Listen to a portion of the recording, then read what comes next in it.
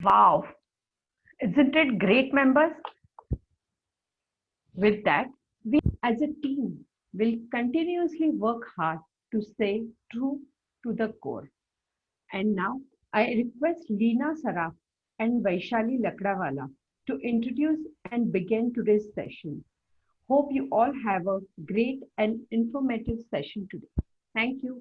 Over to Leena Saraf. Thank you, Harsha. Good afternoon, dear friends. As much as it seems as a boon by way of saving our resources, like our trees for one, it has its darker side too. And hence, its security has come to be of utmost importance. Cybersecurity, our topic today for discussion and deliberation, is the need of the hour. The essence of today's program is not to frighten you or scare you, but to empower you. So, friends, today we have with us our eminent guest, Miss Shweta, who will enlighten us and empower us on this subject. Miss Shweta A. Chawla is an independent digital forensic investigator.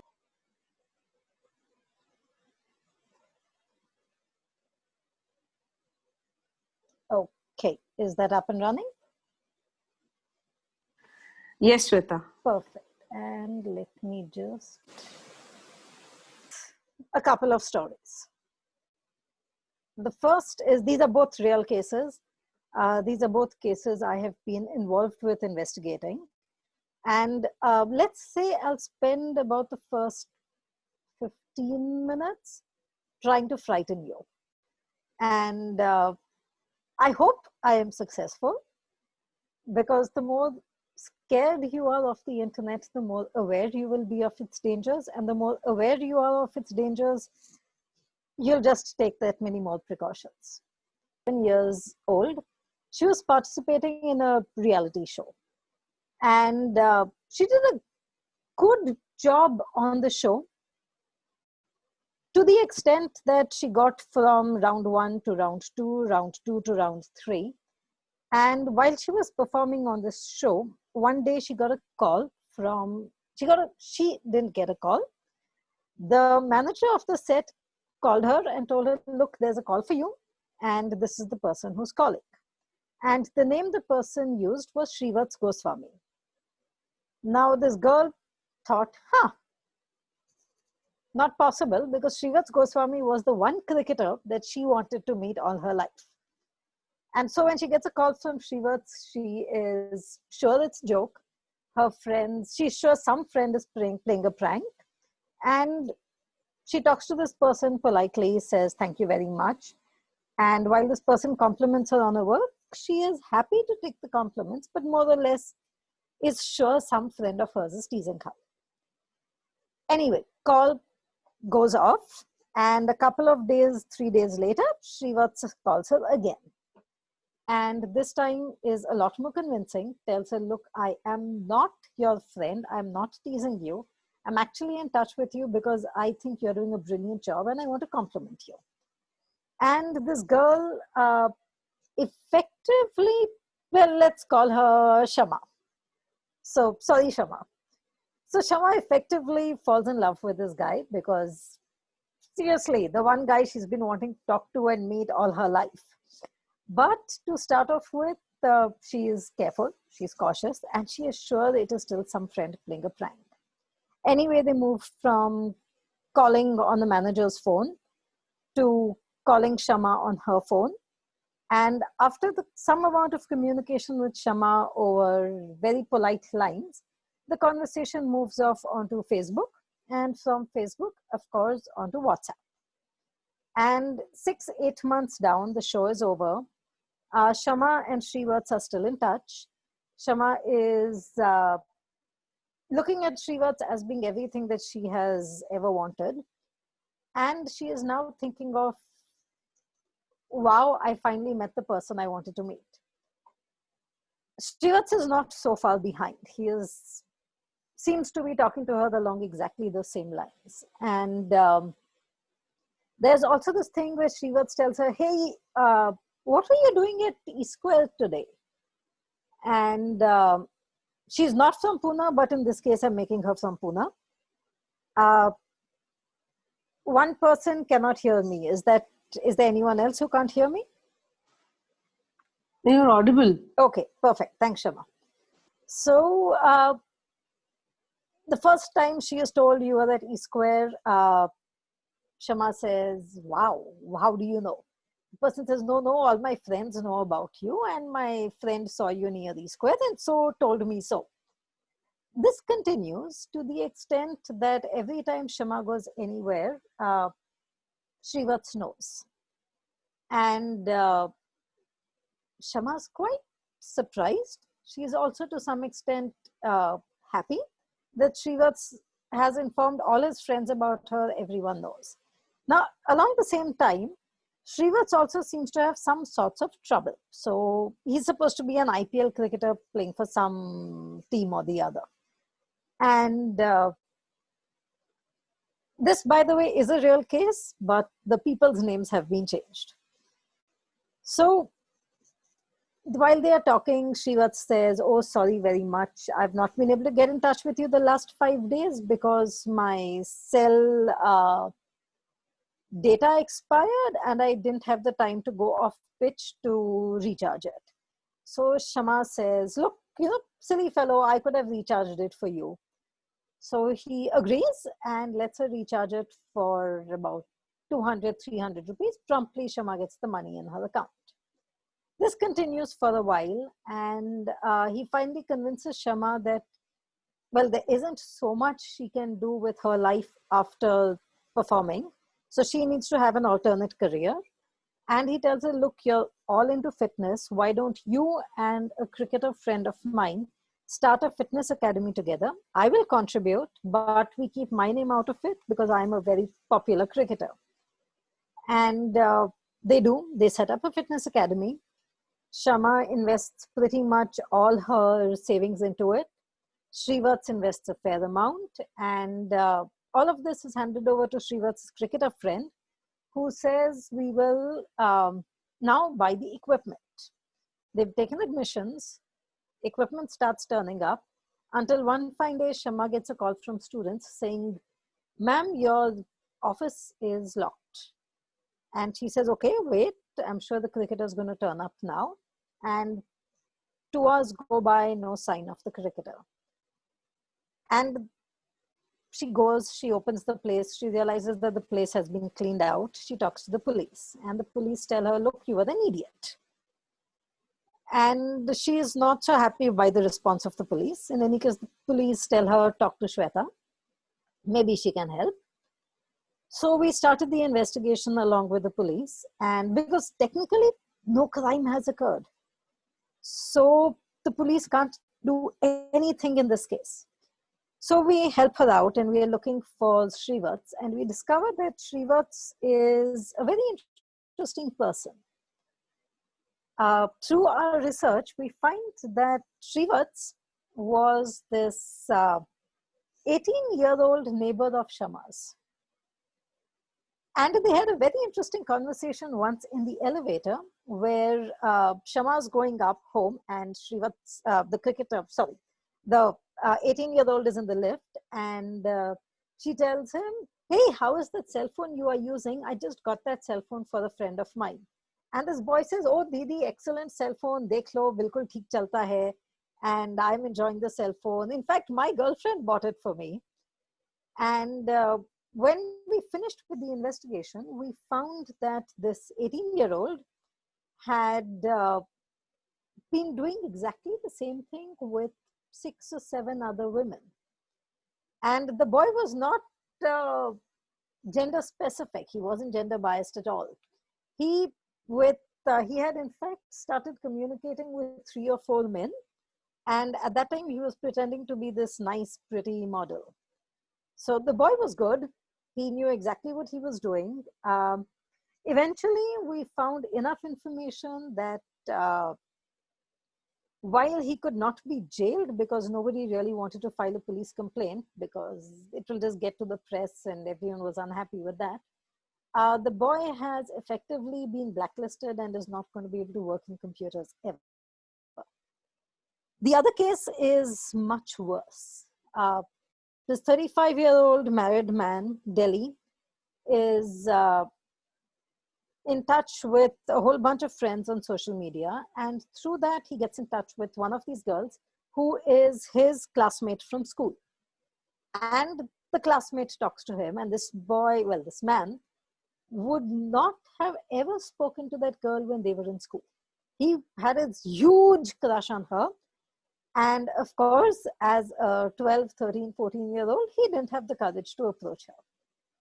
And now they're chatting on social media, and she says, I am in this city. He says, hey, you know what, I'm going to this city, and they plan to meet up. The lady they meet, the lady is a lot like this girl he met in school. They have stories to exchange. They're talking about teachers. Clicks pictures and then threatens to blackmail him and share that information with his wife. She continues to blackmail him to the extent where this man decides the only way out for him is to commit suicide. And fortunately for him, the suicide attempt was unsuccessful. When the investigation was carried out by the police, we assisted on the cyber side of it. We found that the man was roofied. So when he met her at this place for dinner, she slipped a day trip drug into his drink and continued to take him up to a room, have sexual intercourse with him, and record everything and share those videos. So these are things that, these are things that happen regularly, and unfortunately, while they did happen in the world even before the internet has just made it much, much worse. So I had asked you all a bunch of questions, and in fact, I had asked the Spectrum team to ask you all a bunch of questions, on the basis of which the first of the answers that you all provided was this. At the time when I made this, which was last evening, there were 99 respondents, and of the 99, 60 said they've never been a victim of a cybercrime. Now, I'm going to be polite and not accuse you of lying, but the fact is that everyone in this group, including me, have at some point of time or the other been a victim of a cybercrime. We might not have recognized it as a cybercrime, but the fact is that as statistics stand as of late last year, 1 in 3 people is a victim of a cybercrime every week. And we are definitely much more than 3 people on this group. We are 105. So I'm sure all of us have been victims of a cybercrime at some time. In fact, I know I have. And with as much certainty, I can say that all of y'all have also been victims of it. But like I said, very politely, I am not accusing y'all of lying. I will, however, accuse y'all of being ignorant of the fact. So here's the second, and how safe do you feel? And I'm actually very happy with the response here, because I did not ask you how safe you are, I asked you how safe you feel. And I like that 66% of our respondents feel reasonably safe. And reasonably safe is perfectly fine, because I'd like to make you all feel a little more safe, but I'll start off making you all feel a lot less safe.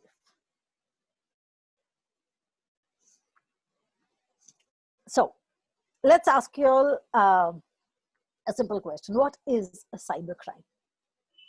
And very simply, the way a cybercrime is typically looked at is any kind of a crime where the computer is used as the tool or as the target or as a combination of the two when committing a crime.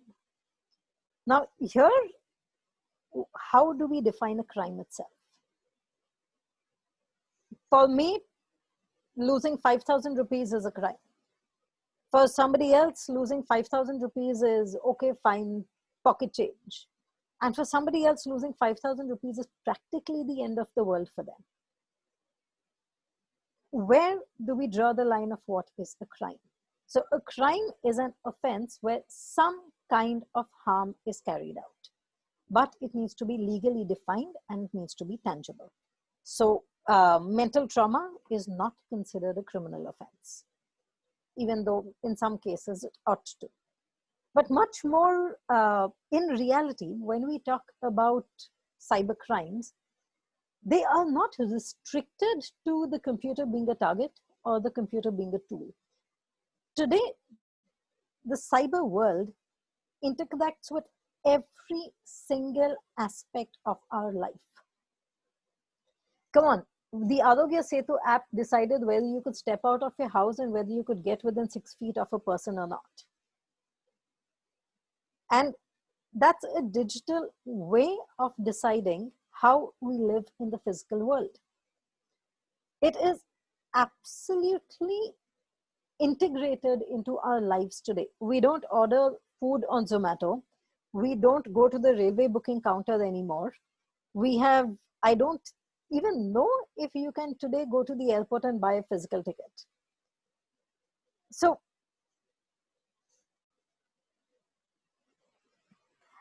okay, interesting. And I think I'll take that up a little later, Shilpa ma'am.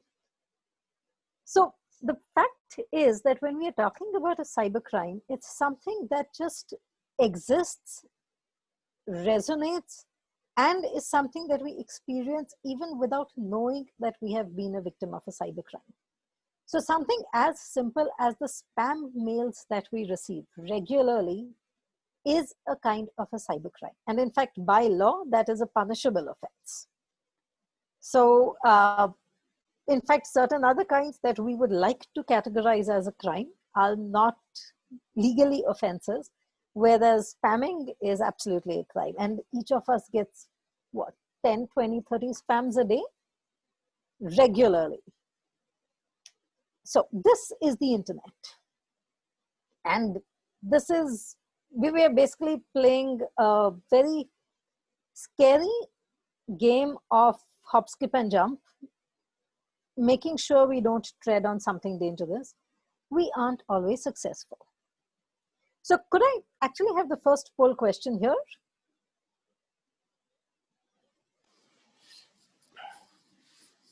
Yes, Aniket will do it in a moment. Thank you. Sure. Till then, I shall proceed. Perfect. There's the first question.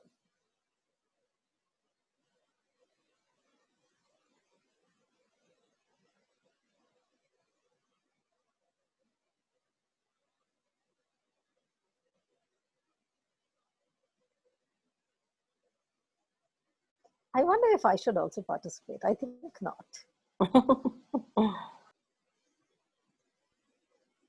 Go 10 seconds.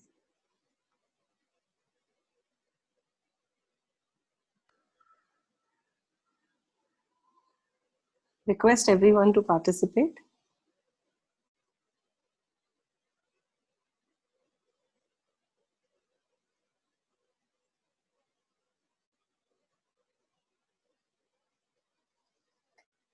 All right. And Aniket, could you run the second question, please?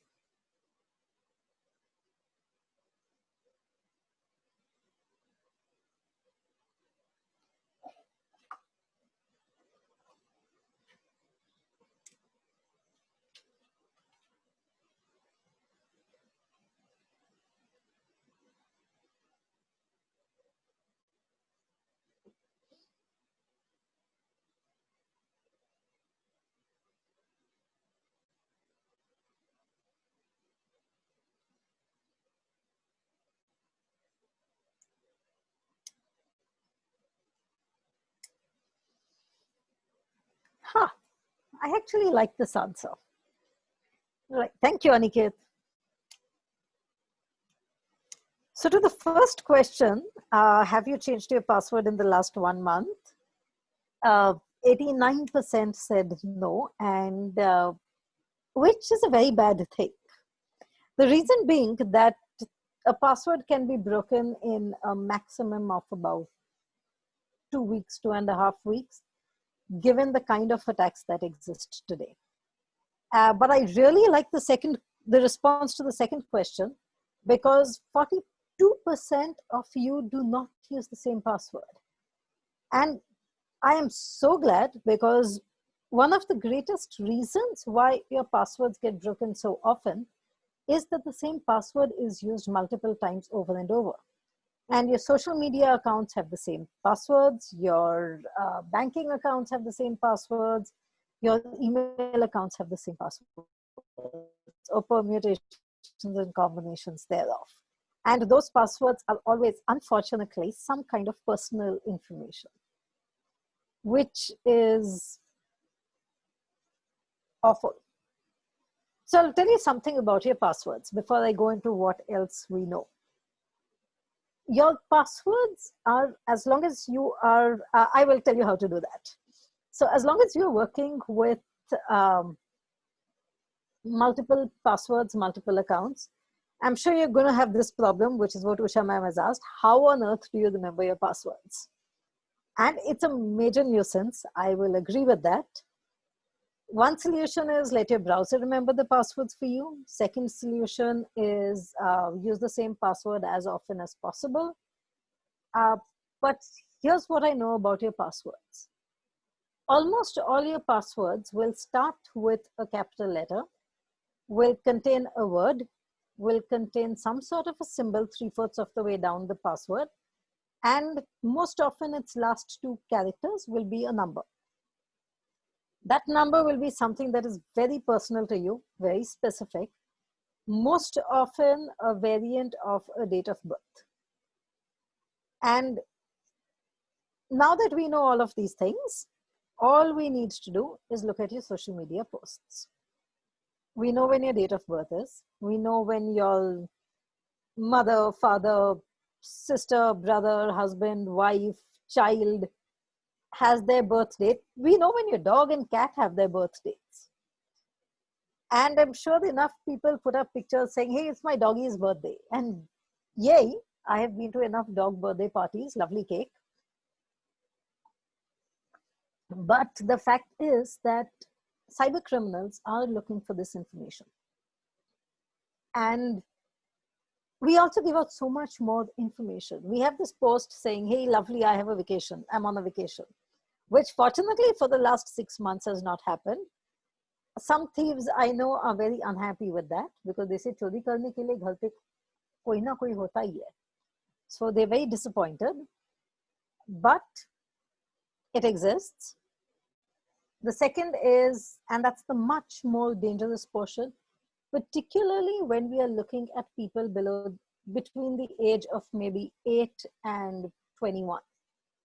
And here we have a great problem because you have children who are saying, hey, I'm home, I'm alone, I'm bored. Somebody please talk to me. And this is the best way for pedophiles today to start grooming. Something that we do not acknowledge is the fact that India is the largest supplier of pedophile content in the world. And we have pictures, we have videos, we have children of both genders. We have enough children being exploited that the Indian government over the last 6 months has concentrated specifically on pedophilia and is enforcing the child pornographic acts very strongly. I'll get back to the passwords in a bit. So where do we eat? Hey, I'm here, most often come find me. Pictures, and here I have another story for you.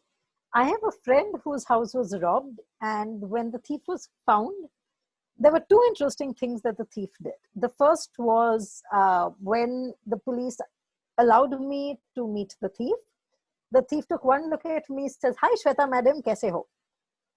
And the police typically know me, but this was the first time a thief actually publicly acknowledged knowing me. And I didn't know this thief.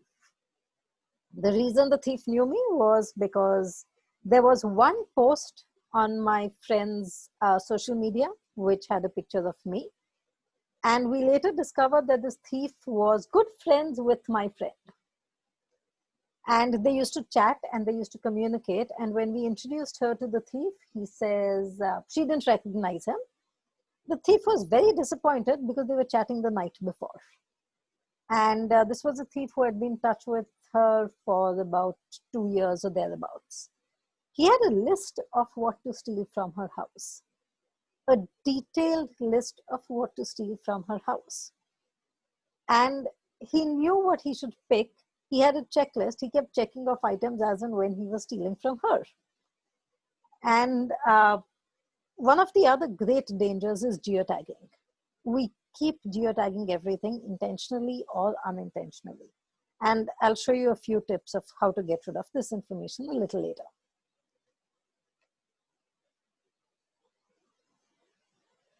So what are the different kinds of cybercrimes? Most often they are broken into 4 categories: financial, personal, political, social. I'll skip the political because it has very little importance here, but I'll pay attention to the other 3. I'll also do them in a slightly different order. So let's start off with the social. And we've got peeping Toms everywhere. I think part of what we have been doing through the lockdown is standing in our balconies and looking into somebody else's house, because why ever not? But while that is harmless, we have cyber stalking, which is an extremely dangerous crime, which unfortunately is not recognized as a crime as of now. Only when cyber stalking translates into physical harm of some sort or physical stalking is it actually a criminal offense right now. Though we've been fighting a lot to get it, and many police departments will still categorize it as a crime and will file complaints against it. Voyeurism is possible, partly because our devices aren't protected and our devices are with us everywhere. Let's ask you give you a simple tip. There's this small little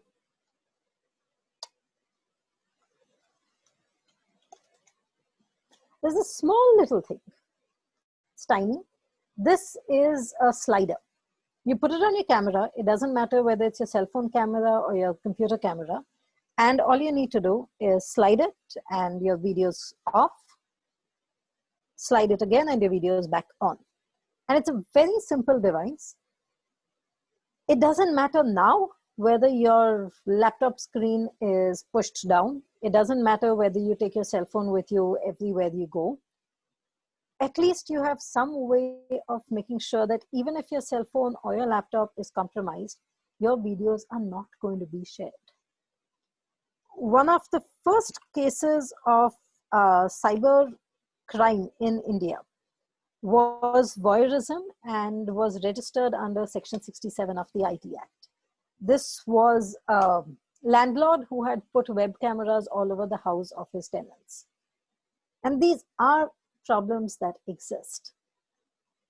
Over the last 6 months, we have been seeing an increase in sextortion offenses. And I had a call with a young man about 3 weeks ago. He got onto a social media site, met a girl. They started communicating on WhatsApp. The conversation went from there. And yes, sharing fake news is a crime. The conversation went from there to being a lot more personal. Started off with, let's share pictures. And they shared nudes. Soon enough, the lady who he was chatting to said, fine, I have your nudes. Now, either you pay me X amount or I'm going to share those pictures. And it goes from, the rate goes everywhere from 5,000 rupees to the maximum I have heard so far is 50,000. It's not restricted to adults. One of the most difficult cases that I have dealt with was of this child in a school. There was this girl and this boy, and they were communicating over social media. And they were both about 12, 13 years of age. And while they were communicating, they did not talk in school because, of course, 12, 13-year-olds in a co-ed school, if they are found talking to each other, they'll be ragged and they'll be teased to no end. So they were both, let's not talk in school. And while they were chatting, as you can imagine, 12, 13-year-olds, they were extremely curious. And no, most of the culprits are not young. They were communicating, they were curious. So they said, okay, I'll show you mine, you show me yours. And they sent each other pictures. And the next day, this boy was uncomfortable. So he walked up to the girl in class and said, look, will you please delete the picture that I sent you? And please not tell anyone about it. And the girl turns around and says, what are you talking about? And what communication? And he says, we've been chatting for the last 2 months. And the girl says, I have never chatted to you at all. And the boy was traumatized. He spoke to his parents. His parents spoke to the school. Eventually, the school spoke to the counselor. Then we were called in. The police were called in. We carried out a whole bunch of investigations. And we found that the boy had actually been talking to a 43-year-old man. And possibly the pictures of the boy were being circulated all over pedophile networks. So these are cases that happen. We've had a case where a boy happily walked up to a girl and told her, look, your name is being discussed in a red room in the dark web. And I need to tell them that you are my sister or that you are my girlfriend. And only then will you be safe. And the girl was shocked. She didn't even know what a red room was. A red room is an area on the internet, on the dark web particularly, that talks of sexual offenses. And these two children were 15 years old. And he tells her that if I do not tell them that you are my sister, they will be hacking into your machines, they'll collect your data, they'll get videos of you in various stages, and it might also get to them attempting to rape you. And this is a 15-year-old girl and a 15-year-old boy. And these are things that are happening today. This kind of using the internet to frighten a person. Some of it is true. Some of it is good to scare someone. So what are the most common? We've got a whole bunch. We've got all of cyberbullying. We've got fake news. We've got my personal favorite, which is where a whole bunch of believers say that the earth is flat, and the numbers increase because it circulates on WhatsApp. And there's this whole thread that goes around on WhatsApp saying the earth is flat. People read it, people believe it. Happens. And then we've got our romance frauds, which are good fun if they are the joke, which are not fun when they get to be reality. And well, there's also one, which is an app called the Deep Nude. I'll type it out for you. It's called the Deep Nude.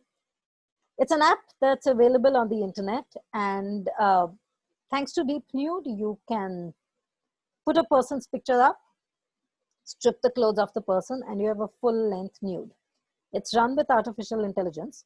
And I know that in March, April, and May, there were these threads that were going on Facebook, Instagram, and Snapchat, which specifically said, wear an Indian dress, click a full-length picture of yourself, put it up on social media, tag 5 people. And they get pictures. Now, the reasons are messed up. They go all the way from blackmail to voyeurism to pornographic sites to, unfortunately, why not? And the fact is, yes, people are messed up. Yes, criminal offenses happen. Yes, the internet has made the criminal offenses much easier. We've got cyberbullying, which is something that is just horrible. We've had children of all ages who are traumatized. We've had cyberbullying, where you've got people trying to commit suicide, and your whole blue whale was one level of cyberbullying. So we've got these kinds of cases that happen. We are fighting these on a regular basis. Schools, colleges, ragging is no longer physically done. Ragging is carried out on the internet. And we've got requests that come in. In fact, the whole Red Room thing was some kind of cyberbullying. And the school, fortunately, has absolutely zero tolerance policy. So once the girl was threatened, the boy was rusticated. And these are very scary offenses, because this girl was so traumatized. She lost weight, she stopped eating. Eventually, she managed to work up the courage to talk to her parents. And at age 15, she suffered from high BP. So it's awful. And well, we've got this. Part of it is fun. Part of it is absolutely natural, like the squirrel in the picture earlier. But the fact is that cyber stalking is something that is very, very easy to do. And unfortunately here, I would say that the victims make cyber stalking much easier. Because we put up information, we disclose where we are, we disclose what we are doing. My first case with the cyber cell when I was consulting there was a cyber stalking case. And this girl was absolutely unable to do anything, because she says, whatever I do, this person knows. I wear a blue shirt, the person knows. I wear the green shirt, the person knows. I bite my nails and the person knows. And she was traumatized. And Nalini ma'am, cyber education is part of the school. So no, in the case where the boy was rusticated, there was actually no cyber stalking. There was only straight out harassment. We spoke to the boy, and while he did claim that he was on the Red Room and dark web and all of that, he wasn't any of those things. He was just throwing terms around. Like any 15-year-old, he was showing off. And unfortunately, wrong place, wrong time.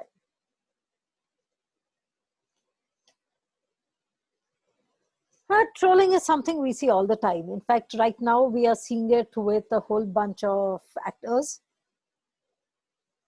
We see it against politicians. We see it against normal people. In fact, I got trolled once. I had gone to I was at class at Symbiosis. I got out of class. My car wasn't where it should be. It has been parked there for every time I go to Symbiosis for the last 3 years, in exactly the same spot. And this one time when I come out of class, no car. So I check, and of course there's that police marking over there saying they've picked up my car and they've taken it. So I went to the Chaturashingi police station and met the police there. It took me about 15 minutes because the machine wasn't working and my internet was bad. So that's the amount of time it took me to pay the fine and get my car out. Staff was very cooperative, very courteous, a very nice, approachable bunch of police officers. And at no point of time did they misbehave. At no point of time did they ask me for a bribe. In fact, they very happily told me, yes, we know the car is parked over there because everyone parks the car over there. And, but please don't, because we can't promise we will not come and pick it up again. And very decent. And at no point of time did they know that I work with the police occasionally. So when I got out, I tweeted saying that it was nice, it was pleasant, and it was very sweet of them. And there were a few people who complimented my post. A fair number of the cops who I knew called me up and said, "You've got to be insane," who thanks the police. But a whole bunch of people wanted to know what exactly I had done that the police were sweet to me, and why on earth were the police sweet to me and not to other people. Police are just a nice and pleasant bunch of people unless they need to not be nice and sweet at that point of time. But that's a very simple thing. but people get trolled for pretty much anything. And I've got some tips on trolling, which I will go through later. This is possibly the most common kind of fraud that exists today. And here you'll have somebody who builds a profile, gets in touch with you, you like the person, fall in love with the person, and the person now sends you a gift. Of course, you'll get a call from the customs department where they say your gift has come, but you've not paid the duty, so please pay the fine. They'll give you a bank account number. You'll pay the fine. Then they say, perfect, we've got your parcel out, we've scanned it, you've got Forex in it, you're smuggling, now we shall throw you in jail. At which time you say, no, please, I didn't know. They say, pay the fine. And so you ask, what on earth is in the parcel? You say, well, there's about 50,000 pounds. There's a laptop, there's a camera, there are a couple of perfumes, and the fine you need to pay is about 2 lakh rupees. So you weigh the two and you say, theek hai, chalega. Let's pay the fine, I'm getting the parcel. And of course, no parcel turns up, and you continue to pay the fine until you effectively run out of money. In one romance fraud case, I have known the case to go from, hi, my name is, to, yes, I love you too, let's get married, but are you sure your children will accept me, in all of 18 hours? 18 hours. And I have no idea how romance works that rapidly, but apparently it can.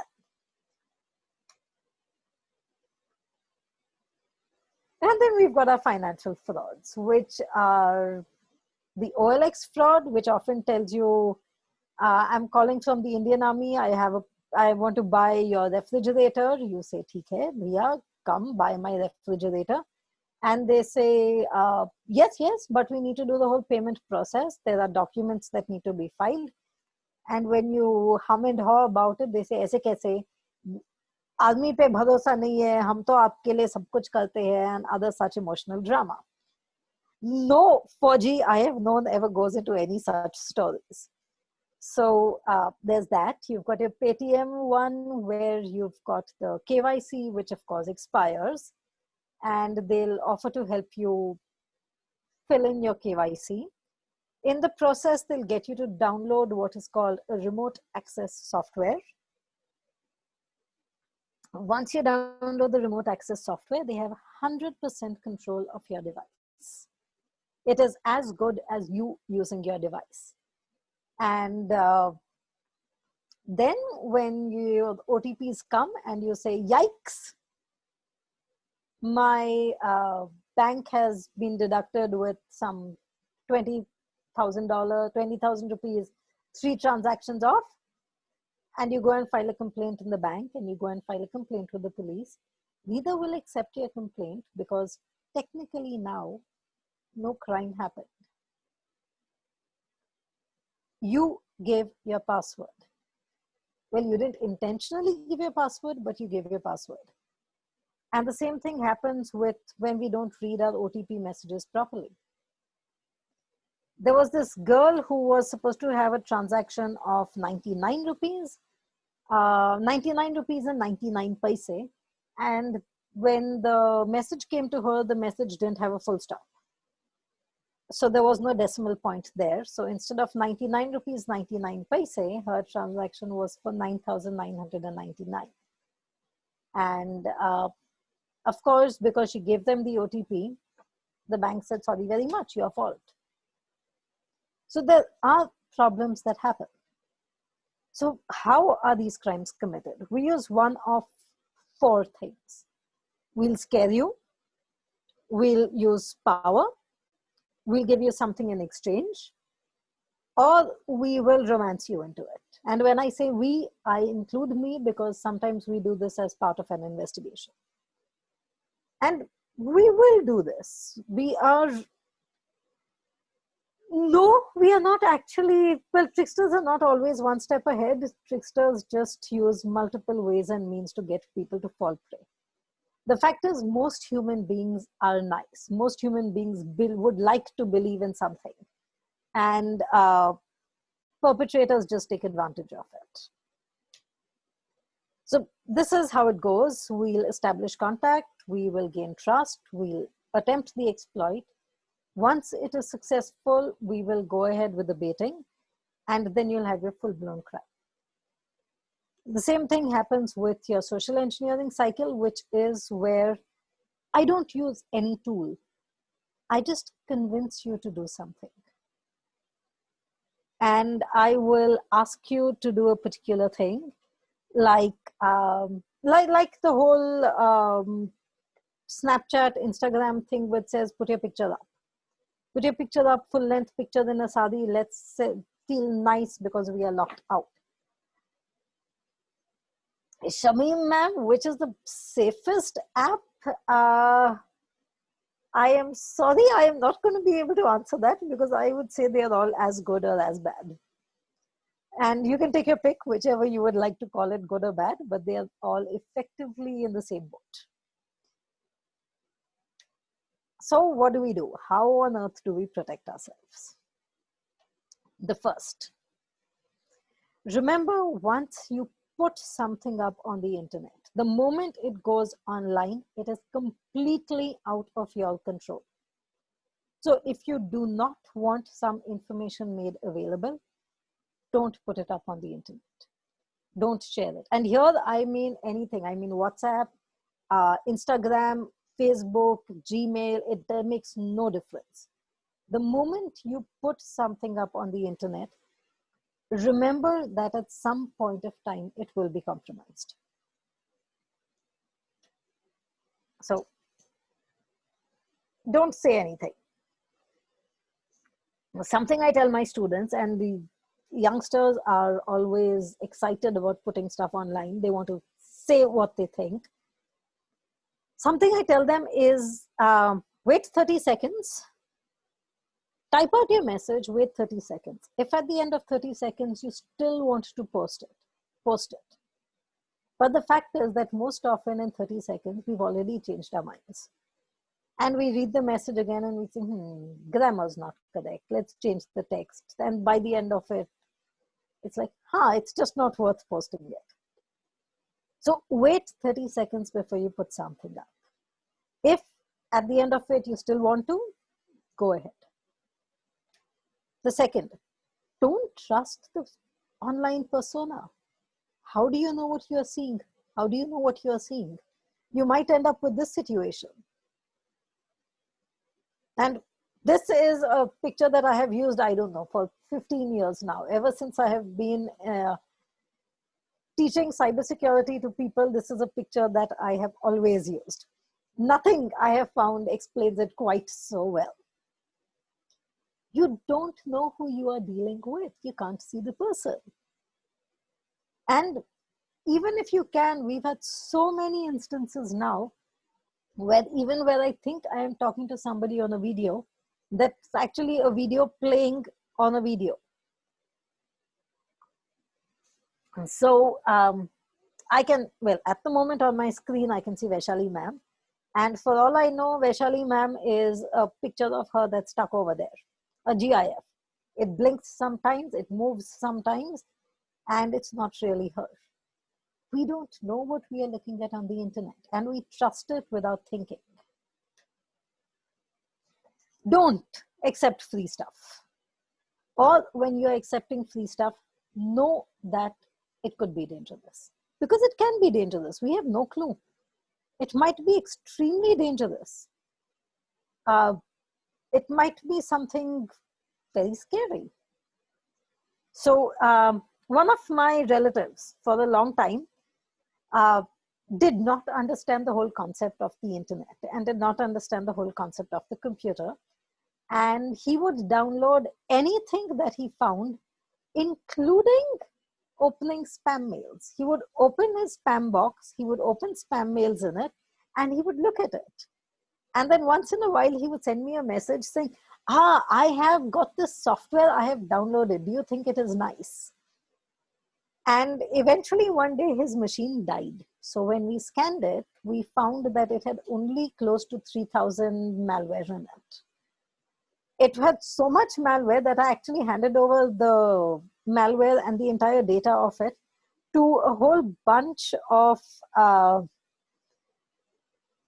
malware companies. So I gave it to Quick Heal, I gave it to Symantec, I gave it to McAfee, and I told them play. Because they'd never, no, none of us has ever intentionally come across a machine that has 3,000 plus malware. And somebody does, because it's free. In fact, I know one of the best ways that we tracked a culprit down, we shared pictures of one actress, and this actress was his favorite actress. We created a page, fan club, shared it with everyone, made sure that he got tagged to it on Facebook, and we started sharing pictures.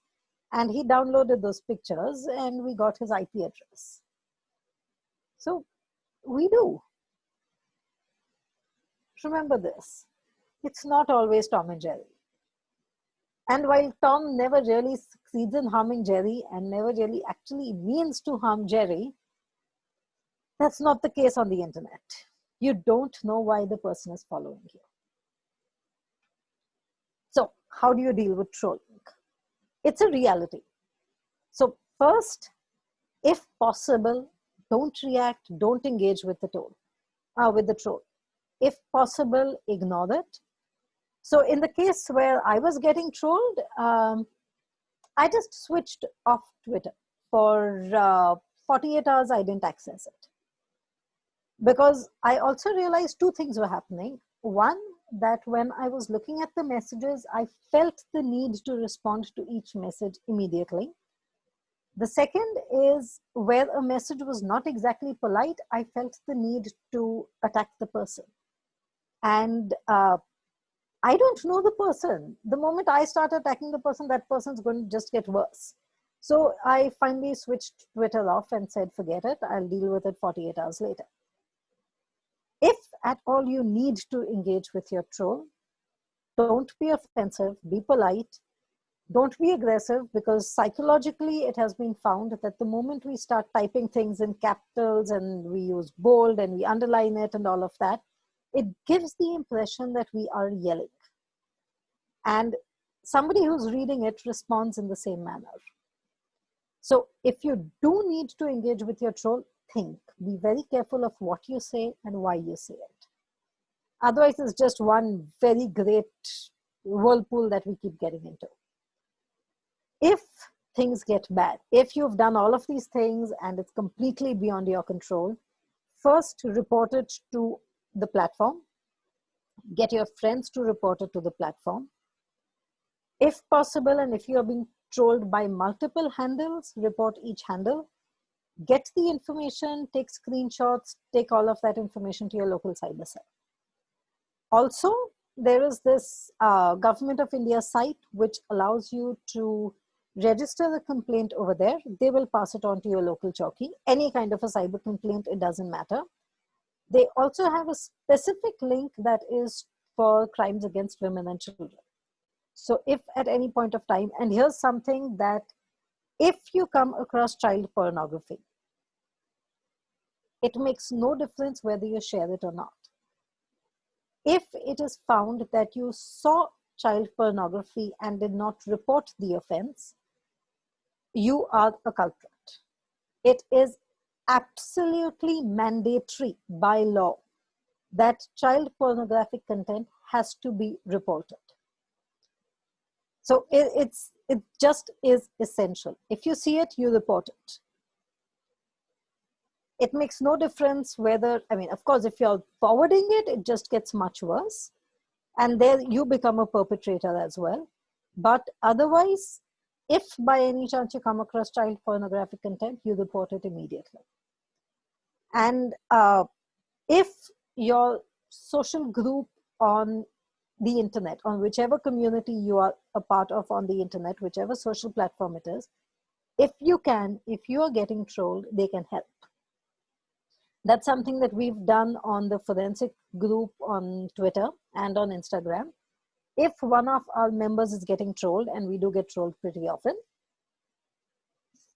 we've had some absolutely awful people one of whom believed that he could hit on everyone female and be extremely derogatory with his comments. It got to the stage where he has been blocked off, and none of us will deal with him professionally either. So this is the kind of thing that can be done. Watch what you post. And I know we love posting pictures because, I mean, seriously, can we? Aniket, third poll.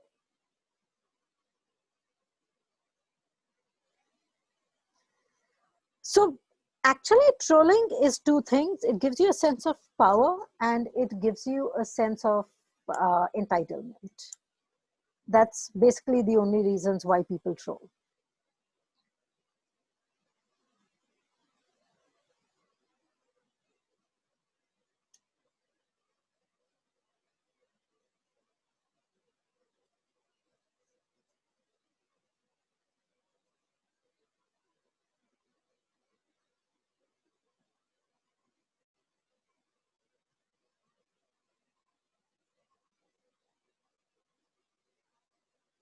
I am so glad with the no. Thank you very much. It's such a nice group of people I am talking to. But should you? And you might not, your children might, your family might. And I know one of the problems that I have. So I am on social media, but I am not on social media. By that I mean that I have a Facebook page. I log into the Facebook page once in about 8 months. I have a LinkedIn profile, which I look at once in 3-4 months. And, but I have family who is on social media. And it took me a very long time to convince them that, look, don't tag me to pictures. Don't put a picture of mine up online without my consent. You don't have the right. Nobody does. If you're putting up a picture which has other people in it, ask for consent. And I really don't know what the benefits are. I would like to know. So you might end up with something like this. This is an actual picture that was done for a picture of George Bush. It was circulated all across American media. It was a pretty entertaining picture. And there were a lot of comments about how he made a very pretty woman. But it can be done with anybody's pictures at all. Or you might end up with this. And in reality, Putin was never there. And this picture caused so much trouble across all political circles. We see these kinds of things with India as well, and we see it regularly. It isn't unusual. We've seen fake pictures, we've seen fake videos, we've seen audio. So it just is something that is used. What do you do in this case? Yes, you can make sure that if you are tagged, you will be given an alert and you can accept the tagging or you can deny it. So in fact, there is, what do you do when you put pictures up? So I can tell you, don't put pictures up. But one, that won't go down well. Two, if you tell anybody under the age of 40, don't put your pictures up on the internet, that person is probably going to find the closest thing to hit you with. So there's a simple solution. Put your pictures up. It makes no difference whatsoever. And yes, WhatsApp DP is also social media. And yes, we can use that. So how do you protect your pictures? One, restrict permissions. So all social media sites have the ability to restrict permissions. Two, put your picture up, but put such a small picture up that it is completely meaningless. So I have a little application I'll show you.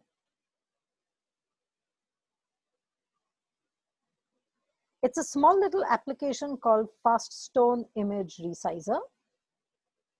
And like I said, it's a very simple application. Where do I have my pictures? There we go. So let's say we have this picture and we will shrink it. Let's go back, add. all you do is give it an output folder. Let's go back into pictures, and let us put it there and call it resize. And I'm going to convert it to, sorry, cancel. I'm going to change it to about,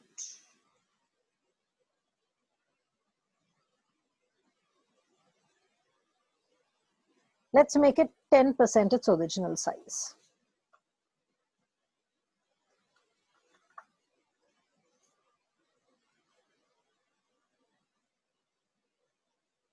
Say okay and convert.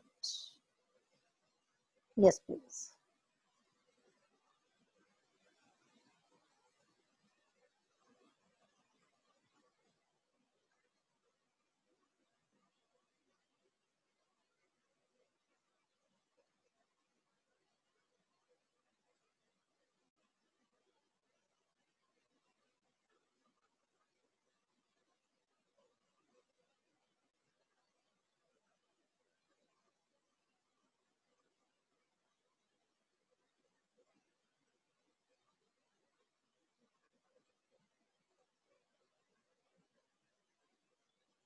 And we have both pictures here. By looking at these, can you tell me which is the resized picture? Absolutely not. And basically, let's make it slightly bigger for you. That's the size of your DP on absolutely any social media site. By looking at these, you cannot make out which one is the original and which one is the fake. I mean, which one is the larger and which is the smaller. So the only time it will make a difference is, yes, please, is when you scroll in. Now, this is my original. This is the baby. This is the resized. At 500%, you still have this level of clarity. And that's my original picture, where it turns grainy only when you get to this stage. Otherwise, you've got absolute clarity in the picture. So this picture, the large one, can easily be misused, while the smaller one can't be misused. Even if somebody is going to morph it, even if they're going to blow it up, makes no difference. Every picture our camera clicks is about the size of a 10 foot by 10 foot hoarding. And in that hoarding, if you're going to have such a large picture, you need a picture this size. Why provide somebody with a picture that is large enough to paint an entire wall? That's the kind of pictures that we upload. So turn them down. Understand the permissions that you have. This is a very good site. It's got a lovely name. The TOSDR stands for Terms of Service Agreement Didn't Read. Because, well, the fact is, absolutely none of us have ever read any of the terms that any application gives us. So what this app does is it takes the applications, it reads the service agreements, and it tells you what they are. This link tells you how easy it is to delete information from a website. Instagram retains none. Facebook will just not let you go.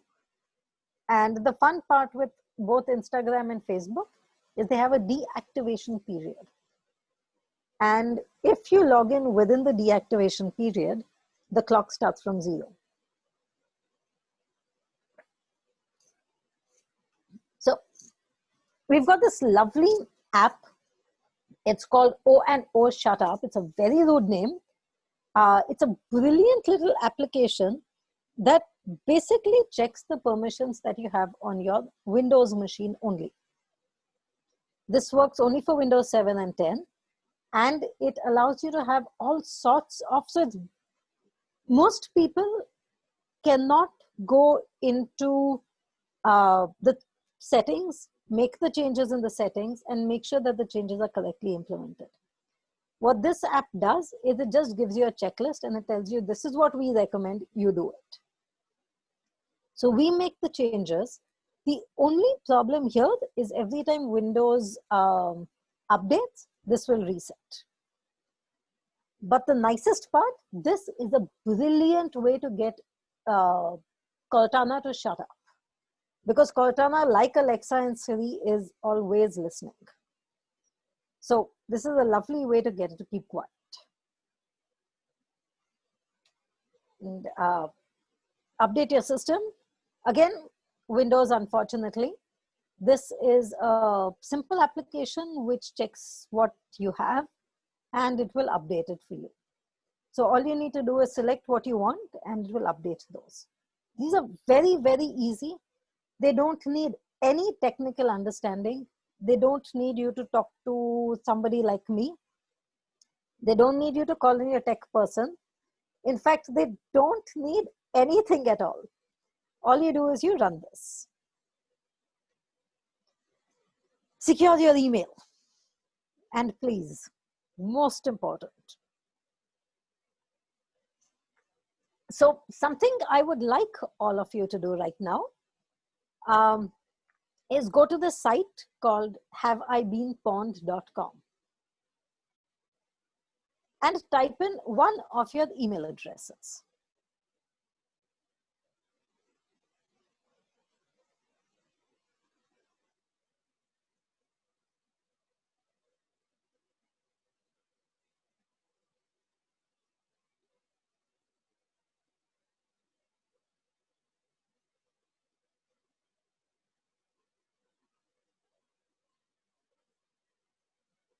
And click on the pond question mark.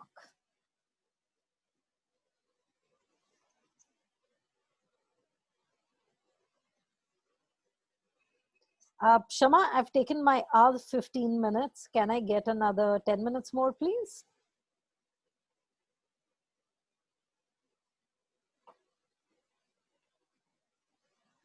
Yeah, sure. Okay. Do that. So, Thank but we you. have a lot of question answers also after. Perfect. So give us... I don't mind that at all. Okay, thanks. And while we are doing this, Aniket, can we run question 4 and question 5?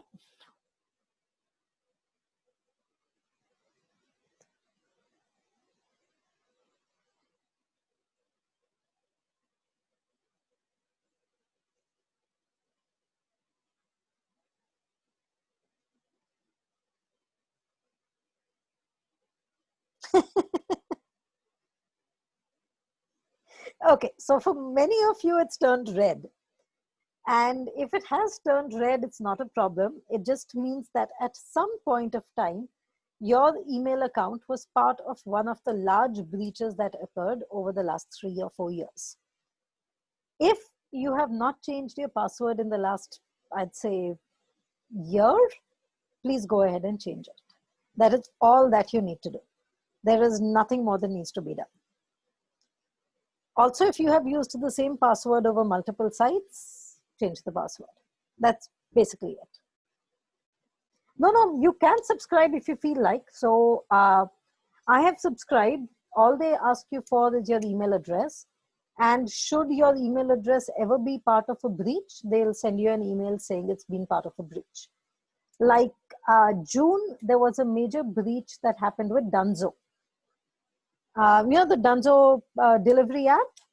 So Dunzo had a very major breach in June, which had emails, phone numbers, addresses, and in some cases, the card details that were stolen. So if at any point of time you've shared any of that with Dunzo, just make sure that you reset all of it. So yes, can we please make sure we do that? And every time you upload a picture, it's not very difficult. Whatever social media you have will give you the permission to share with everyone, share with friends of friends, or share only with yourself. And crazy people like me, if I put something up, I sometimes just share it with myself, which makes no sense whatsoever. But on the rare occasion where I want something shared, it's with friends only. And of course, I'm very fussy about who I add to my social media sites. So Gauri ma'am, if you feel like subscribing, go ahead. You don't need to.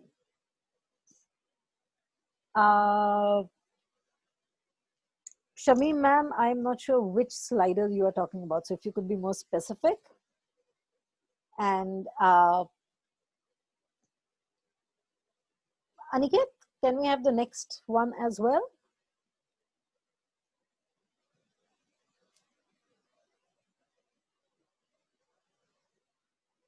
Oh, the slider. So it's available on Amazon. This one cost me about, I think 200 and something plus delivery for 6. And of course, me being me, I picked up 3 of these. So I had 18, which I distributed to all my friends. And so yes, Shilpa ma'am, if you've been paying your bills and the bills are still not showing up as paid, then you need to take that up with your service provider. If the service provider does not cooperate, then it is definitely a cybercrime. Yes, there. I can share the link to this on Amazon with Shama and she can share it with you all. And yeah, so we've got a second Netflix question up.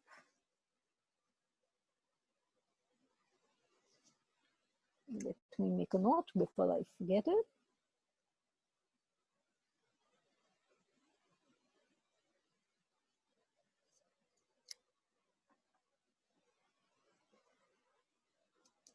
So for those of you who are saying no, thank you very much. I have no idea why you all insisted I come into a cybersecurity session with a group that is so aware.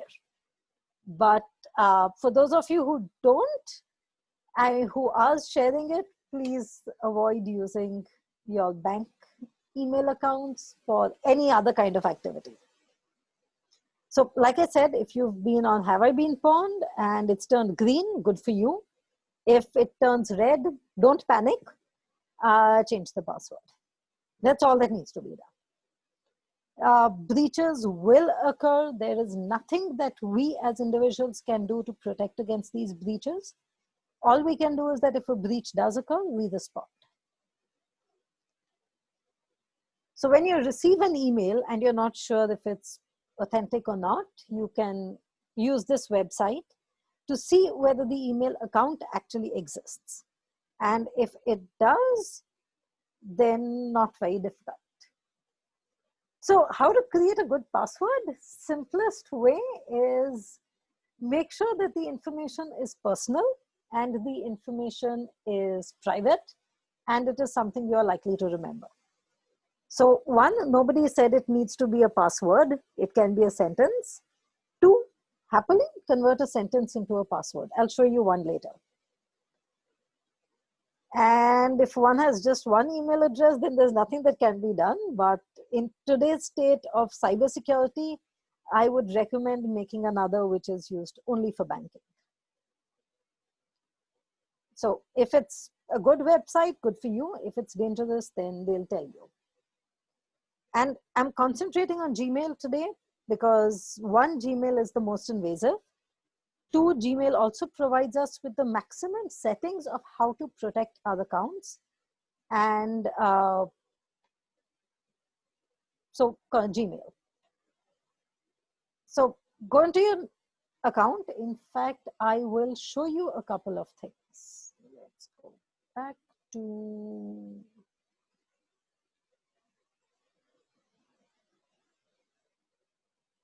Okay, so that's one of my Gmail accounts.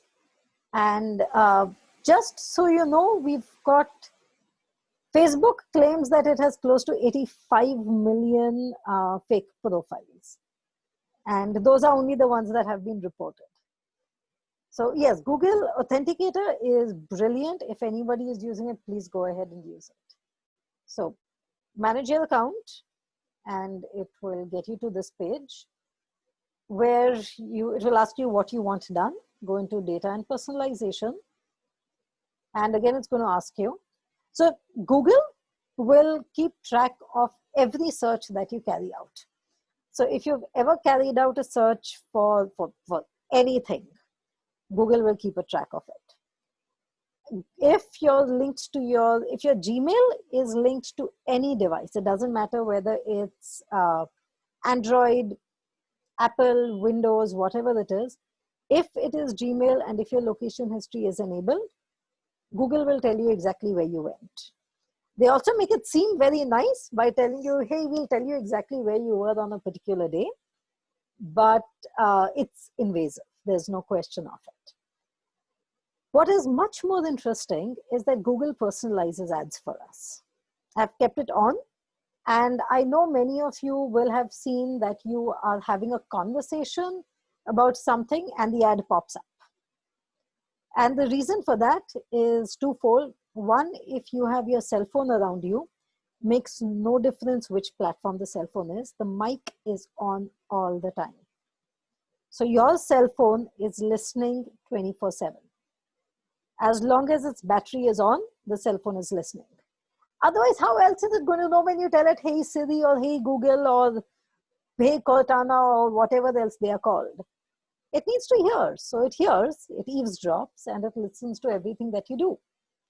And then it will go and process the information and say, you had a question on cryptocurrency today. And so I will give you a search when you are typing it out in Google tomorrow. And it does it brilliantly. So go into personalization and go into ad settings and say off. And it's not very happy with you doing so, but I'm going to turn it on again to show you the profile that Google has built for this account. Turn on. Turn on. Got it. And according to this, Google thinks that I am between 18 and 24 years of age. I am female. I like clothes. I shop for clothes, which my family will be quite surprised with. I also like vehicles, and I like cats and cycling and other kinds of things. Apparently, I have very eclectic taste. So now it says I'm married. I'm not, but Google says I'm married. And it's keeping track of all of these things. It builds a profile. And based on these things, the ads will come up. So all I need to do is say off. And now Google doesn't know anything much about me. And please note, I am saying much. I'm not saying Google doesn't know anything about me. Also, go into security. And this is something you do for every account that you have. Make sure that your two-step verification is turned on, which means that at all points of time, when you log into any other account, when you log in from a different device, again, fine, ignore all of this. This is crazy. I'll show it to you on the slides. It's been acting up as of today. So that's one. And well, turn it off. Two-factor authentication enabled, please, for every possible account that you have. They will all have it. Your bank will send it to you. Facebook will send it to you. Instagram will send it to you. If it can have two-factor authentication, they'll send you a message on your cell phone. So activate it. And let's secure our banking. So I have a few very simple tips here. The first, of course, is look for the padlock. But that is no longer 100% sure way because the padlock can be bought. Anyone can buy it. It's very easy to buy today. So pay attention to the URL. And in fact, if you get a URL in your email, don't click on it. If you get an email, if you get an SMS saying ICICI Bank wants you to verify, click here, don't click here. Go into your browser, type the URL out, and then work with it. check the certificate.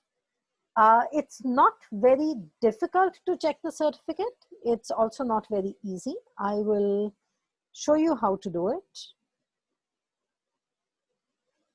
Where is my browser? There we go.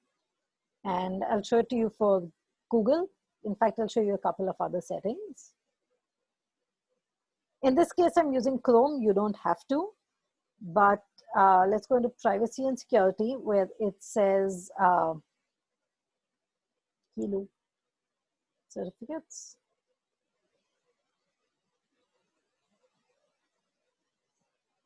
What did I do with my certificates? Let's be helpful and let's ask Google.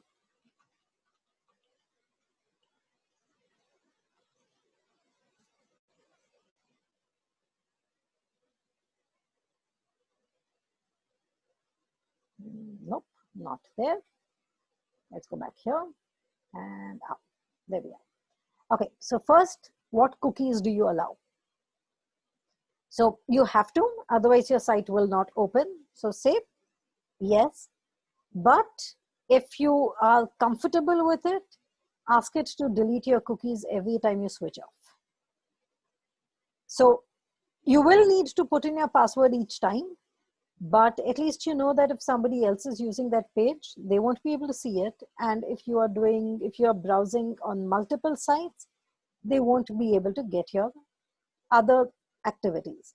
So I'm sure you've been on Book My Show and then been on Amazon, and then you'll realize that your email suddenly has ads of both. The reason is because the cookies exist. And so your cookies will constantly tell every website you connect to exactly what you have been doing. So delete your cookies. Let's go back here. And clear browsing data, which means it will delete everything including history. Go into site settings and it will ask you what permissions are to be given. Be very careful of what you select here. And yeah, okay, we don't have a cookie here because I am on the wrong site. So that's the thing that you basically need to do. Google also has a very interesting thing that is called the Google Safe Browsing Transparency Report. So if, as and when people say that a site is unsafe and more people report it, Google will inform you. So a cookie is basically something that every website puts onto your browser so that it knows that you have been there before. So it's kind of like going to a bar and they put a stamp on your hand saying you've been present, and which means that you don't need to pay the entry fee anymore, but not quite that way. So, so we've got the Google Safe Transparency Report and we've got trust seals. I'll show you both. This is your Google Safe Transparency Report, which basically says that any website you go to will be verified by Google before you go to it. Unfortunately, this is something that exists only on the Chrome browser. And the Chrome browser is the most invasive of the browsers. So it's kind of a toss-up. You pick and choose. So I would say if you are banking, you can do banking of Chrome and keep safe browsing active. If you are doing other activity, do it of a different browser. And when you go to your bank, make sure that one of these sites, one of these symbols is there on whichever website you are connecting to. It basically means that this website is a safe website and it has been certified as being safe. And but let's go back here. For your payment gateways, if you are not sure, and if anybody, please, anybody who is supposed to pay you money tells you that you have, you need to click on the QR code, please don't scan it. A QR code is used only for transferring money away from your account into somebody else's. So don't use a QR code and simply keep less money in the wallet. So a long time ago, I was told that if you are traveling, keep less money in the wallet. So even if the wallet is stolen, you're not worried. Same thing applies to the online wallet. So I have a few simple tips, different emails for work, for personal activity, for banking. If possible, make sure that your email address is non-identifiable, so you won't be tracked. Keep a strong password, and the password that you see here is actually a question. It's a sentence in question form. It is security variable. And this is not a password that I have ever used, but I have used different passwords of this kind. So in fact, all my passwords are sentences. And where possible, do a Google search for your name. See what you are putting up. And final tip, if at any point of time there is a request for money in any form on the internet, it is a red flag. So pay attention there. All right, Vaishali, I'm done. Up to you.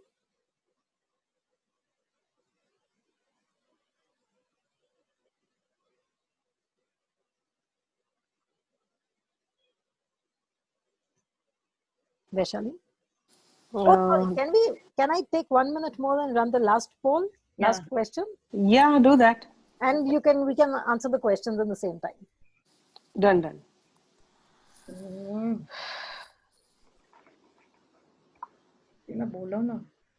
And please note, I am not getting paid by any antivirus company. Okay. So this question has nothing to do with that. So, should we start with the Yes, question please. and answers? Yeah, okay. So thank you so much in the first place for giving us so much information about the dangers of internet and digital technology.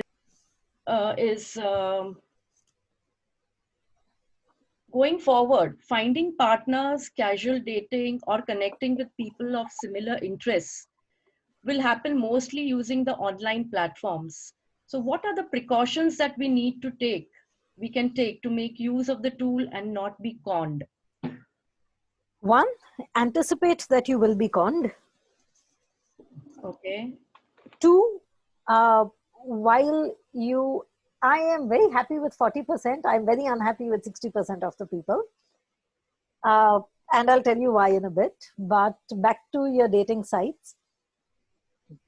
Two, it is a reality that dating sites are very, very easy to log on to, very easy to look for partners, and very easy to look for victims. So if at any point of time you are meeting a person, first, make sure that that meeting is in a public location. Make sure that whatever it is that you are eating and drinking, you control it, not the person. So something that we do know, it's not quite so prevalent in India, but it is not unknown of. We do have date rape drugs, and they are very frequently used. So something that I talk to all my students about is, if you go out for a drink, and many of them do, if you go out for a drink, take your drink from the bartender yourself. Okay. Unless you're in a restaurant where you know that the bottle is being opened in front of you, the drink is being poured in front of you, do that. Otherwise, you have no idea what you are getting. Second is, do not provide the person who you are chatting to online with all the information about you. Okay. Give them very little information. Remember that it is very easy. For some reason, the human brain is geared towards trusting people online. And it's much more dangerous online. Right. And big red flag. If the person is not able to have a video conference with you, then get out of that conversation immediately. Because I know of cases where people have had conversations with, here, talk to my mother, and here, talk to my sister. and never a video conference. Okay. And those profiles have always been fake. Right. So one of the things that I regularly am asked to do is I'm asked to do background verifications on dating profiles. Okay. Okay. So I'll answer the second part first. Most sites today, Gmail, Facebook, Hotmail, Instagram, do give you the permission to nominate somebody who will get access to your account in case of death. Okay. Okay. On the other part of it, how do you delete? India does not have a right to forget or a right to eraser policy. Oh. So they don't have to delete our information. Oh. However, Facebook will grudgingly delete your data. Will not delete your data, will delete your access to your data. And effectively, they will say your account is shut down. They take 90 days of absolutely no activity. No. Most often that 90 days becomes 120 days. Okay. And then your account can be effectively deleted. Okay. But then nobody is able to access it. Forensically, some amount would be accessible. Okay. Okay. Okay. But not by any, normal people like us. No. So they are fairly careful about making sure that usual activity will not give your data. Okay. Swapna has asked, what is the meaning of open source data and how is it misused? So we've got two things. One is what is called open source software, which is software that is built, which is free for use. It's built by people who know that they are building the software and it's going to be free for use. Open source data is all the data that we put up that is publicly available. Like, I'll give you an example. We've got the site called Truecaller. Okay. Yeah. And many people log into Truecaller, download the app, and use it to verify numbers, which Right. is a good thing. Yeah. The bad part of it is Truecaller gets its numbers from people's phone books. And it is available for anybody to identify by a simple search. So you go to the Truecaller website and they've got your number, they've got your email address, they've got your name. And if somebody has made notes and made those notes available, they've got notes. But it's just like a phone directory, how in the past we used to have. So the names Yes, and the phone numbers are readily available. So correct. how wrong is that? What is, So I mean, it's not wrong. The problem is that your phone directory used to be available to a physical geography and was limited to that physical geography. Today, something like Truecaller is visible and accessed globally. Right. That's the difference. And in many cases, you've got a photo attached. You've got contact information attached. Okay. Okay. Okay. Okay. Ranjana Sahai has asked, how do we store passwords as we cannot remember them? Sorry, I was supposed to do that. Simplest way is to use what is called a password manager. They are very simple apps, very easy to use, and they will store your password and they will hound you to change your password when they feel you need to. Okay. And if you're not able to change your password, I mean, if you don't think you can create a good enough password, they'll create a random password for you. But then, Nicest part, they don't expect you to remember anything. They only expect you to remember the one password. But where do we write it down for, like, members who cannot? Oh, so no, it's an app. So it's an app you have to download in your phone. Okay, fine. And it can sync off your computer and your cell phone. Okay, okay. So I hope Ranjana is happy with this answer. There's one question from Usha Sakna. Sorry, I'll just take this question on your password manager. Password managers are fairly safe, as in they don't upload your information and they will retain it on your machine itself, but they will encrypt it. So unless somebody gets access to the password manager, they won't get your passwords. Okay. Sharvari has asked, does net surfing make you gullible to cybercrime? I don't know. I certainly hope not. But that's a question that I will have to take to the psychology departments that I sometimes work with. Can I get back to you on that at some point of time? Sure. From Password managers are, there's one called last, I'll type it out, easiest. Now continue, Vaishali. okay. Multitask. You did throw light on paying more attention to children's activities online. Yet their generation is way ahead of the curve, and we are not always in a position to keep them safe. What would you advise us to do? Talk. Communication. And be willing to listen to what the children have to say. In fact, the nicest thing that I discovered the other day, I have this friend who's got a 11-year-old daughter. And I've got a few friends who have children that age. And we were talking, and I was talking to their parents, and this child tells me, look, WhatsApp is okay, but Instagram and Facebook are very scary because everyone can see what you put in over there. So I don't think I want to have an Instagram or the Facebook account. WhatsApp is fine for now. I might not like it later.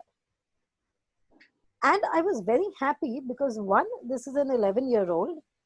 Two, this is a conversation that I know her parents have not had with her, which means that this is something she has picked up from her peers. Okay. And if 11-year-olds are having a conversation on cybersecurity, I am all for it. Right. And she seems to be well informed about cybercrime. To a fair extent, yes. So she now picks my brains on it, which I'm very happy with. Happy. Correct. Quite surprising that an 11-year-old is saying all this to her parents. So a lot more of them are. Okay. And there is this very scary game that they play. It's called Roblox. Okay. It is an interesting game. As the game itself, it's very nice, but it also allows a chat feature that happens simultaneously on the game. And you have no control about who is chatting with whom. It's globally open. There's no age restriction. And so I spoke to her about it. And she says that her friends and she have a policy where they will never chat with each other. Whatever they have to say, they will make a WhatsApp call and talk to each other about. But they will ignore the chat feature on the game completely. I don't know how long that is going to last, but at the moment it's good. Okay. This is from Anita. If the password of iCloud is lost, how do I generate it?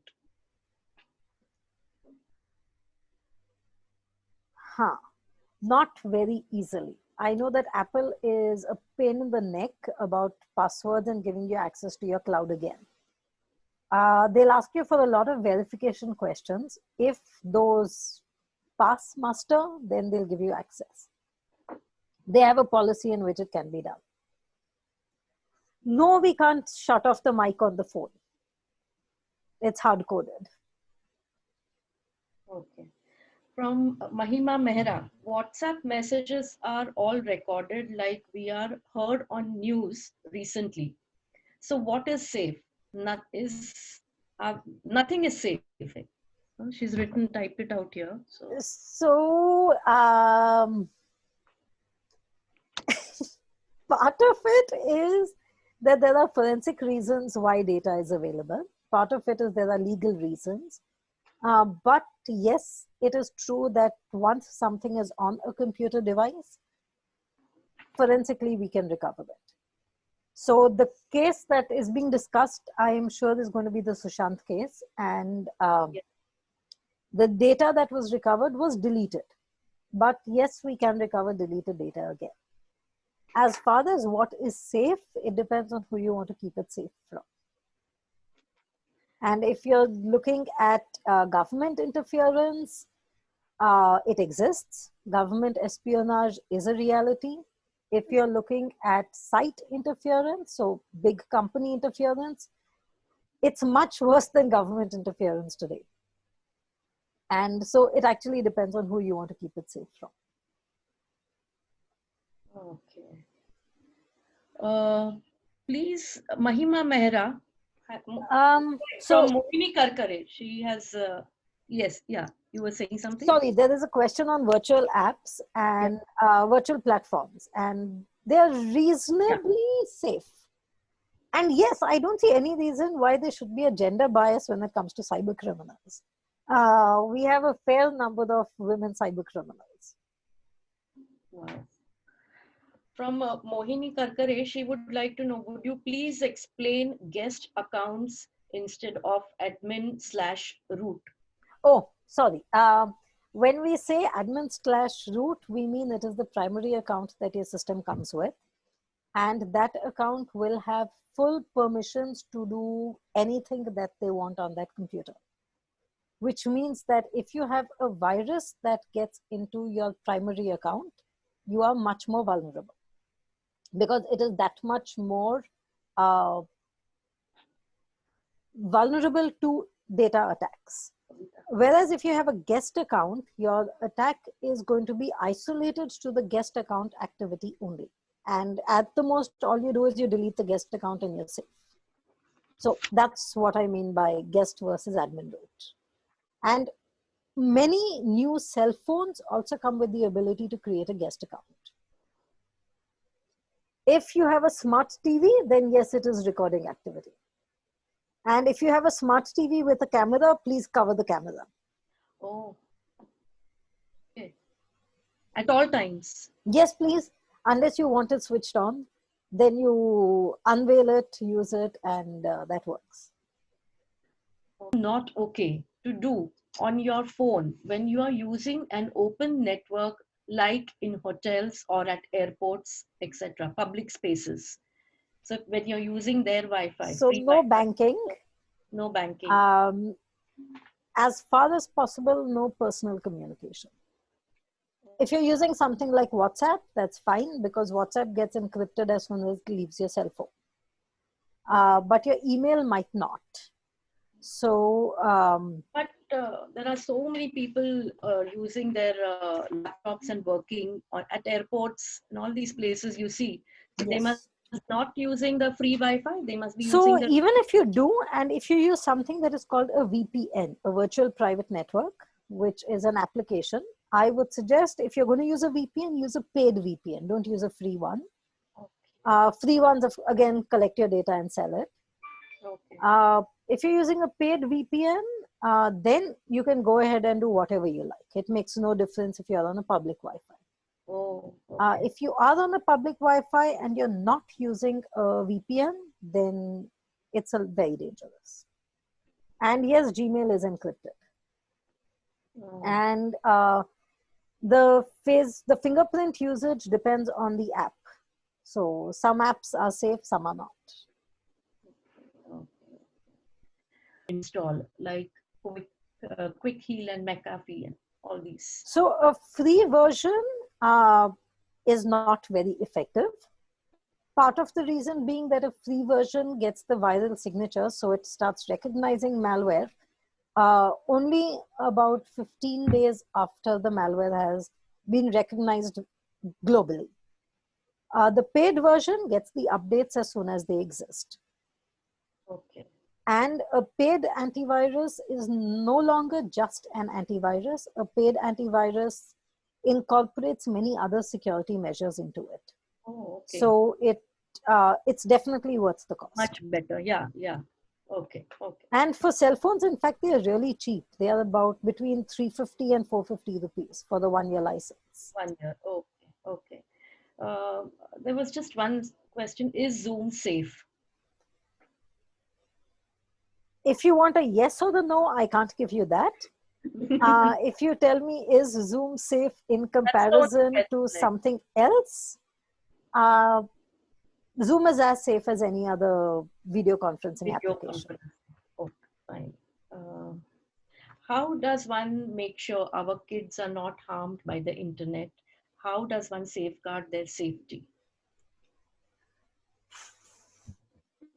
I don't think we can ensure that they stay safe, but having a conversation with them, making them aware of the dangers, but much more than that, convincing them that should they feel any inkling of danger, they can talk to you, Okay.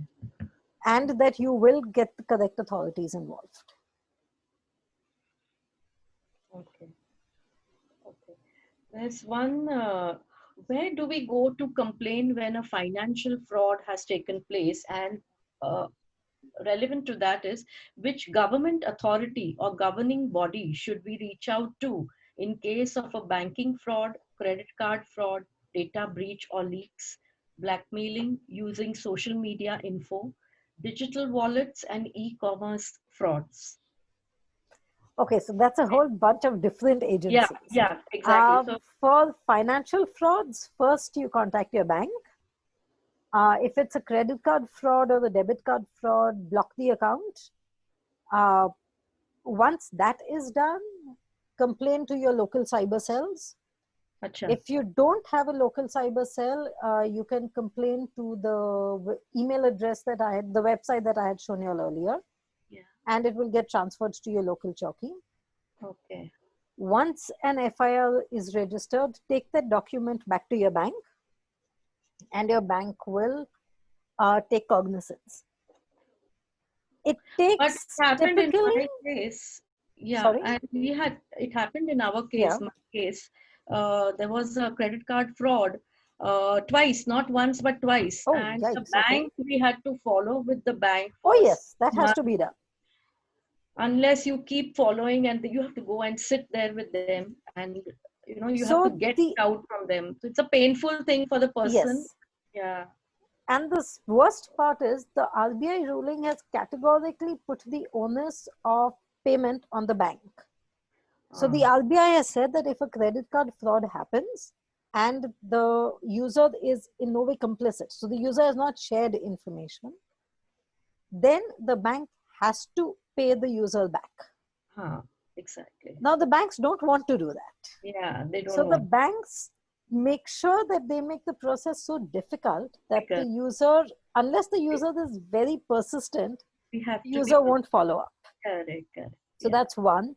The second is that you file a complaint with the police, and the police, like I know that we have against one bank, the cyber cell has close to 500 cases, My God.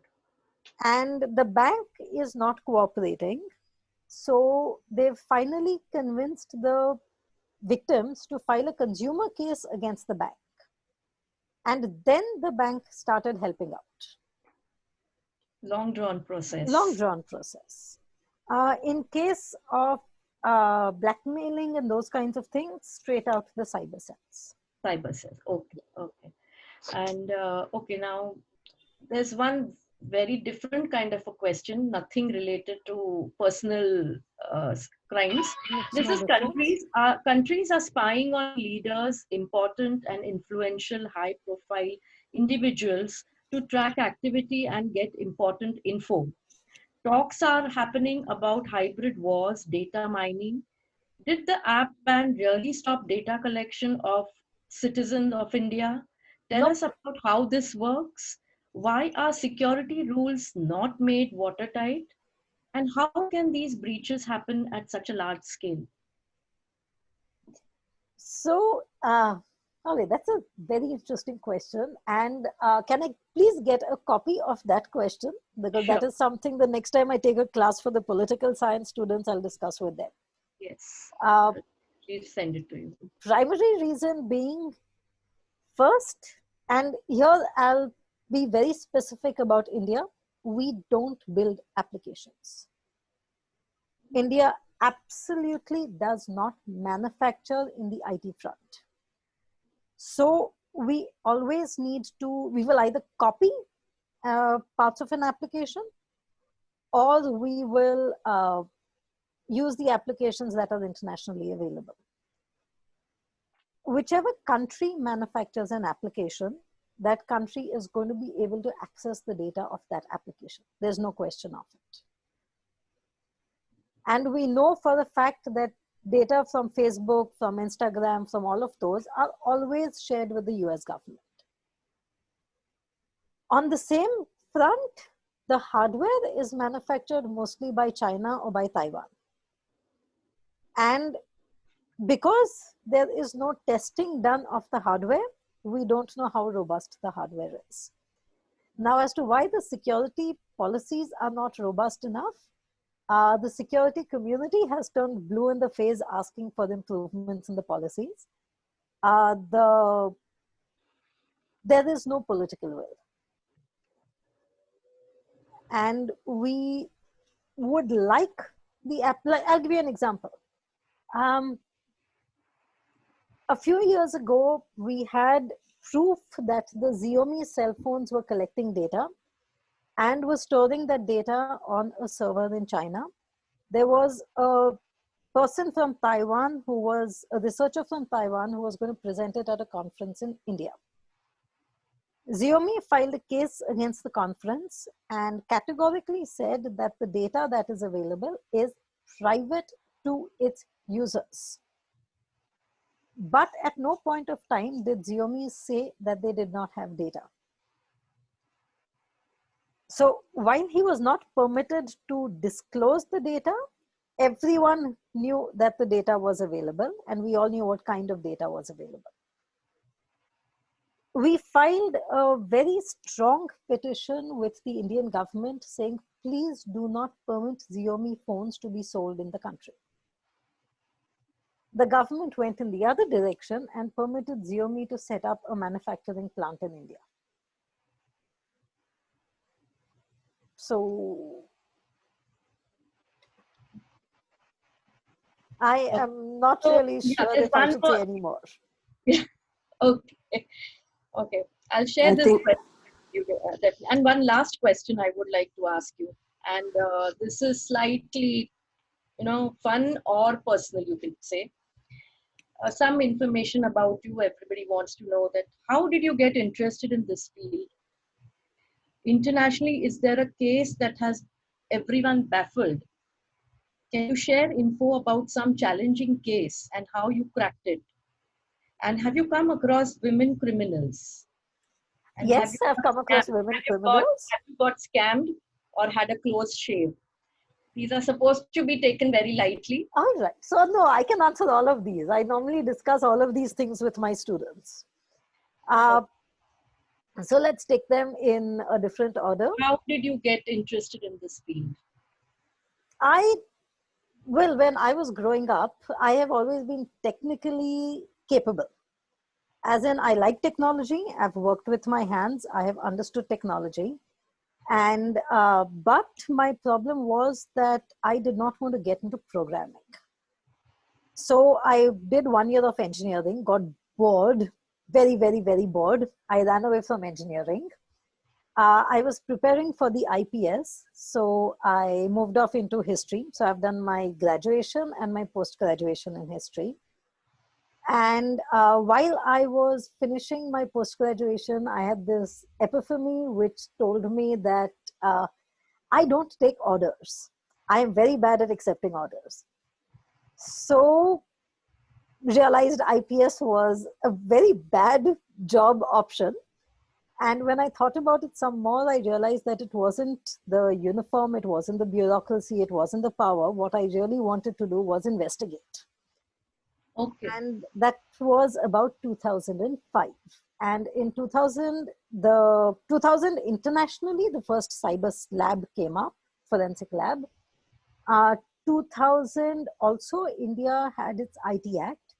And that's when the idea of digital forensics started up. Okay. So I did a course on hacking and on digital forensics. And of the two, forensics was the proverbial glove that fit perfectly. So I got into forensics. I worked with that company for 8 months. I did an internship with them. I quit and did an internship with the cyber cell for 8 months.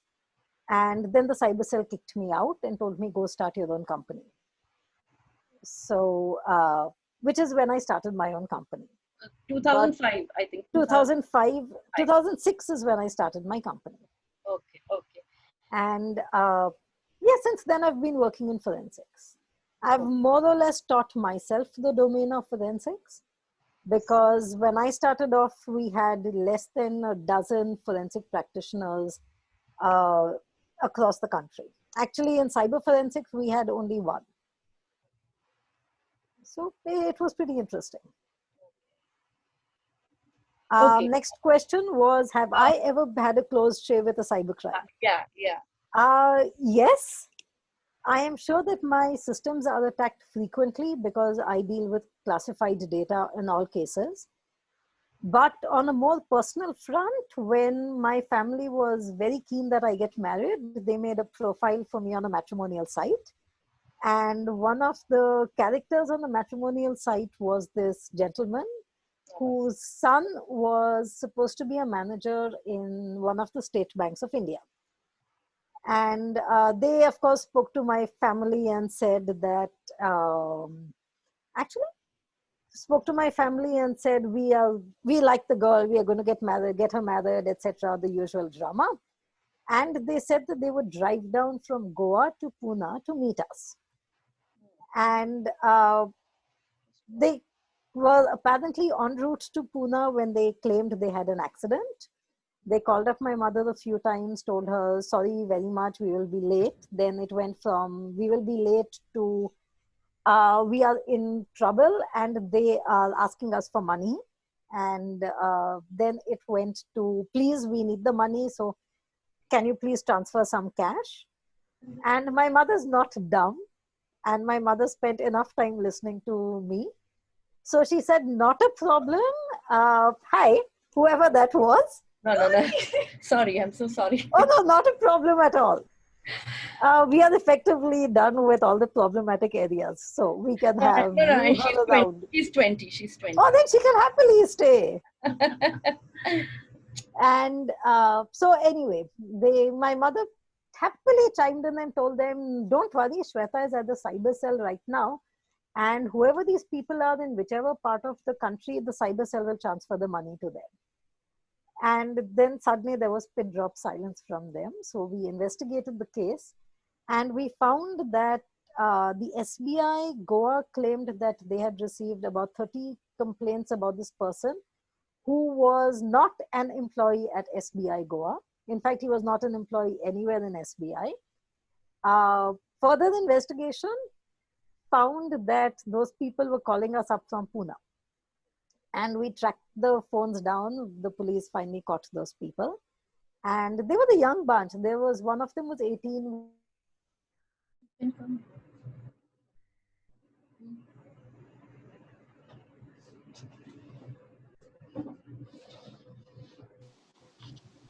I think we've lost her. We've We'll lost just, her. Yeah.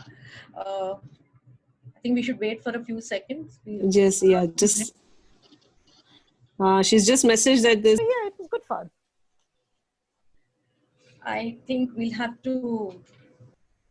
This show was a much needed session in order to equip each one of us to deal with the present and future too.